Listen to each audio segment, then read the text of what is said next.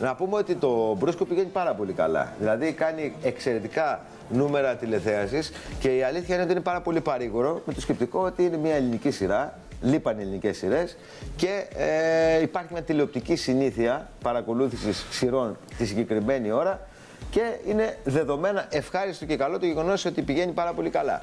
Ποιος είναι ο κύριος αυτός ο Μουσάτος? Εγώ συνάντησα τον Μαρίνο Κόνσολο, τον συγκεκριμένο, τον Αντώνη από το Μπρούσκο, ο οποίος μου μιλάει για πάρα πολλά πράγματα. Εσύ είσαι αυτή μαζί του? Όχι. Ο οποίος έφυγε από την Ελλάδα για μία γυναίκα. Το λέει στη συνέντευξη για ποιο λόγο. Άλλαξε χώρα για μια γυναίκα.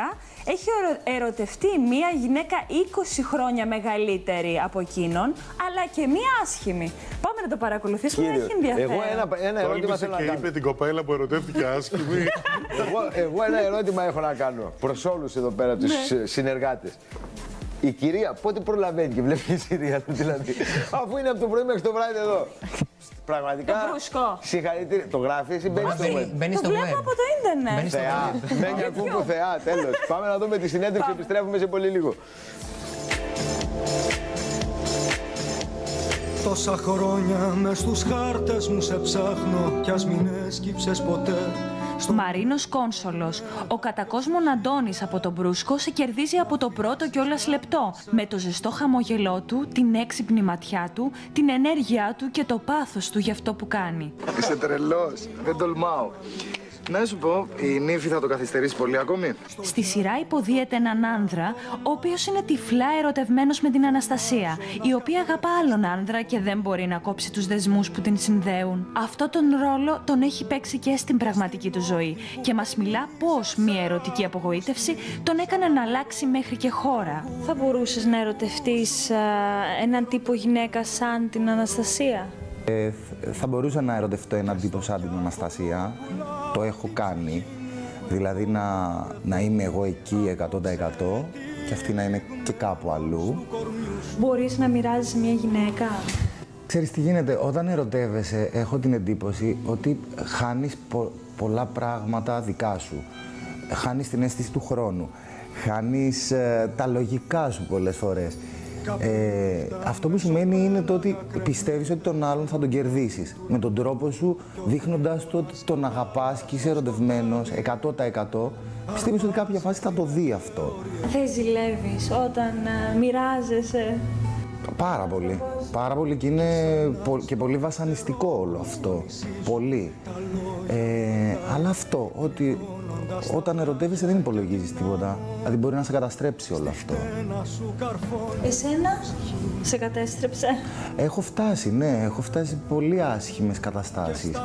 Δηλαδή ένας από τους λόγους που είχα φύγει από την Αθήνα, γιατί έμεινα 6 χρόνια στην Αθήνα, ήταν από ερωτική απογοήτευση. Δηλαδή έπρεπε να αλλάξω χώρα για να μπορέσω να συνέλθω. Όσο πολύ σ' αγάπησα, ποτέ δεν θα το μάθεις.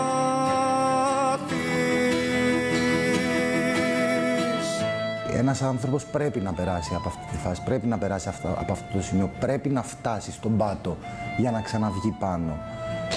Πρέπει να το ζήσει. Είναι πάρα πολύ δύσκολο, ναι, απλά είναι μια φάση που πρέπει να πεις «ΟΚ, το πέρασα, έπαθα, είμαι σε πολύ άσχημη ψυχολογική κατάσταση, πρέπει τώρα να κοιτάξω λίγο και εμένα». Και εκεί είναι που γίνεται το κλικ, γυρνάς στο διακόπτη και αρχίζεις να βλέπεις τον εαυτό σου. Γιατί όταν ερωτεύεσαι, το ξαναλέω, δεν υπάρχεις εσύ, υπάρχει μόνο ο άλλος. Από ένα σημείο και μετά όμως, όταν βλέπεις ότι αρχίζει σιγά σιγά να σε επηρεάζει και αλλούς, είτε στη δουλειά σου, είτε στην προσωπική σου ζωή, στους φίλους σου, όταν κλείνεσαι στο σπίτι, πρέπει εκεί να πεις όχι. Ποιο ήταν αυτό το κλικ που σε έκανε να φύγεις? Μπαίνοντας στο σπίτι, ένιωθα ότι θα πέσουν οι τύχοι να με πλακώσουν. Εκεί κατάλαβα ότι δεν γίνεται αυτό το πράγμα. Πρέπει να κάνεις κάτι, πρέπει να δράσεις άμεσα. Και για μένα η λύση ήταν να γυρίσω πίσω στην Κύπρο. Δεν μου βγήκε σε κακό. Ο Ανδρέας, ο Γεωργίου, μου στάθηκε σε πολύ δύσκολες φάσεις της ζωής μου. Δηλαδή, ο Ανδρέας ήταν μέσα σε όλο αυτό. ήταν πολύ δίπλα μου σε όλο αυτό. Στην ερωτική απογοήτευση. Ναι, δηλαδή ήταν ένας από τους ανθρώπους που είχα πολύ δίπλα μου, ήξερε τα πάντα και με βοήθησε πολύ να βγω από αυτό το πράγμα. Στην Κύπρο βρήκες κάτι εισάξιο και κάτι ανώτερο από αυτό που έχασες εδώ στην Αθήνα? Έχω να σου πω ότι δεν έτυχε ακόμη κάτι τόσο δυνατό. Ευτυχώς που δεν έτυχε, να σου πω την αλήθεια. Πόσα χρόνια έχεις να συνάψεις κάποια ερωτική σχέση? Τώρα πάμε στον 4ο. Δηλαδή έχεις 4 χρόνια να... Ουσιαστική σχέση. Ο Μαρίνος Κόνσολος μας μιλά για τις γυναίκες που τον ελκύουν. Σου αρέσουν οι μεγαλύτερες γυναίκες, οι μικρότερες? Μου αρέσει η μοναδικότητα. Δεν με ενδιαφέρει ούτε η ηλικία, δηλαδή έχω ερωτευτεί και μεγαλύτερες, έχω ερωτευτεί και μικρό και πολύ μεγαλύτερες, δηλαδή πολύ μεγαλύτερες από μένα, δηλαδή και 20 ετία έτυχε να γίνει αυτό. Έχω ερωτευτεί και πολύ όμορφες κοπέλες και πολύ άσχημες. Με ενδιαφέρει η μοναδικότητα, δηλαδή τα μάτια. Να κοιτάζω ότι στα μάτια υπάρχει κάτι που δεν το έχει. Στην Κύπρο, ο γοητευτικός ηθοποιός είναι πάρα πολύ αγαπητός και δημοφιλής, αφού βγήκε νικητής στο Dancing for You. Διάβασα ότι έδωσες, ότι αγόρασες 3.000 ψήφους. Όχι μωρέ, αυτό είχε βγει. Είχε βγει όταν είχα κερδίσει, βγήκανε κάποιοι, όπως γίνεται πάντα, και λέει ότι ο Μαρίνος έδωσε 2.500 νομίζω ευρώ για να αγοράσει 3.000 ψήφους για να βγει νικητής. Πραγματικά εγώ δεν με ένοιαζε να βγω νικητής. Με ένοιαζε η διαδρομή και με ένοιαζε πραγματικά, στο λέω, να βοηθήσω το σκοπό που γινόταν αυτό το πράγμα. Λίγο πριν τελειώσει ο ημιτελικός και πάμε στον τελικό, μου ανακοινώνουν ότι είχε φύγει ένας πολύ καλός μου φίλος. Από καρκίνο, είχε χάσει τη μάχη, δηλαδή πάλευε 2 χρόνια, ναι. Και είχε φύγει στον ημιτελικό, δηλαδή με το που τελειώνει μου το λένε. Με τι δύναμη συνέχισες να κάνεις τις χορογραφίες σου, ξέροντας ότι... Ίσα-ίσα αυτό μου έδωσε ακόμη μεγαλύτερη δύναμη, να πω ότι γι' αυτό το λόγο είμαι εδώ.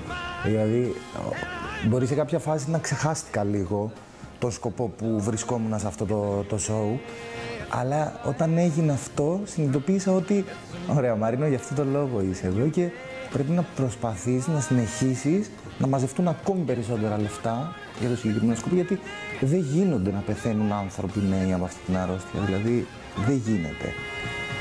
Και ήταν ένα από τα μεγαλύτερα κίνητρα ίσως που είχα για να πάω στον τελικό και νομίζω ότι βοήθησε και αυτό να κερδίσω. Στην Ελλάδα θα ήθελε να δουλέψει είτε στο θέατρο, είτε σε σύριαλ, είτε σε κάποιο μεγάλο σοου. Με ιντρικάρει πάρα πολύ το Your Face. Ναι. Πάρα πολύ, δηλαδή τρελαίνομαι. Γιατί είναι κάτι παρεΐστικο. Ποιους ηθοποιούς θαυμάζεις, Έλληνες? Για μένα η Ευελίνα Παπούλια είναι αυτό που λέμε star. Οπότε αυτή την περίοδο για μένα το πρότυπό μου είναι η Ευελίνα. Ο τρόπος που δουλεύει, ο τρόπος που παίζει, ο τρόπος που συμπεριφέρεται στους ηθοποιούς, ο τρόπος που συμπεριφέρεται στο συνεργείο, πώς είναι πίσω από τα γυρίσματα, πίσω από τις κάμερες. Με μία λέξη είναι star για μένα η Ευελίνα.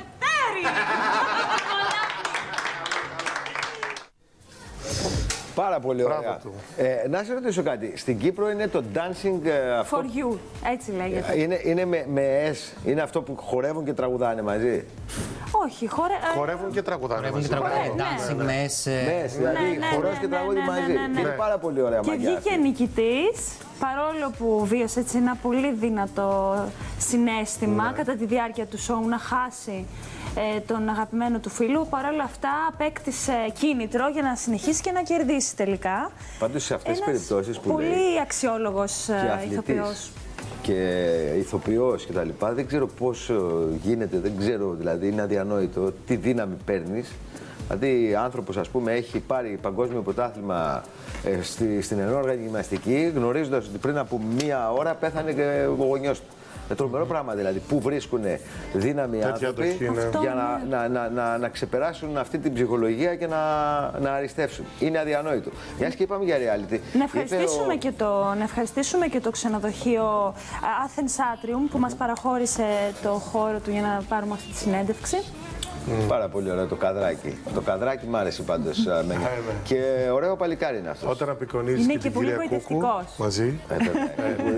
Είναι και πολύ γοητευτικός ο Μαρίνος. Ποια είναι στο δεξί μέρος του καναπέ. Και το βλέπω τώρα, είπε και για το familiar ότι του αρέσει. Βλέπω ότι ποτέ δεν ξέρεις. Το επόμενο δεν ξέρεις τι μπορεί να συμβεί. Εντάξει, γιατί του αρέσει πάρα πολύ. Ήθελα να το συνδέσουμε με κάτι, τώρα με το familiar που είπε. Δεν προλαβαίνουμε όμως, πρέπει να πάμε σε διαφημίσεις. Αφού δούμε την για τελευταία φορά στο μέρος την φωτογραφία.